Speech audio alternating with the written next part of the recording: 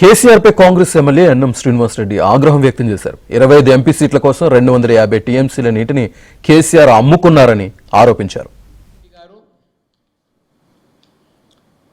తెలంగాణ నీటిని సీమాంధ్రకు మళ్లిస్తామని చెప్పలే.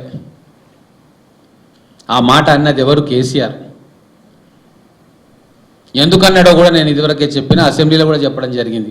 ప్రధానమంత్రి పీఠం కోసం 250 టీఎంసీలను 25 ఎంపీ సీట్ల కోసం అమ్ముకున్నాడు కేసీఆర్.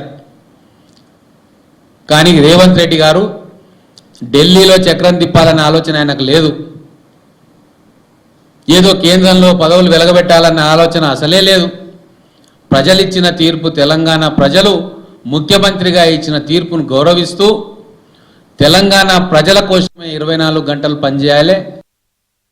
కేసీఆర్ పై కాంగ్రెస్ ఎమ్మెల్యే అన్నం శ్రీనివాస్ రెడ్డి ఆగ్రహం వ్యక్తం చేశారు. 25 ఎంపీ సీట్ల కోసం 250 టీఎంసీల నీటిని కేసీఆర్ అమ్ముకున్నారని ఆరోపించారు.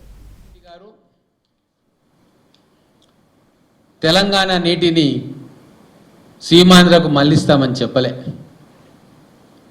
ఆ మాట అన్నది ఎవరు? కేసీఆర్.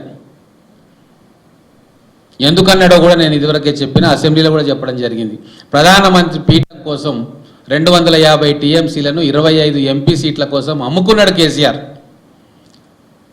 కానీ రేవంత్ రెడ్డి గారు ఢిల్లీలో చక్రం తిప్పాలన్న ఆలోచన ఆయనకు లేదు.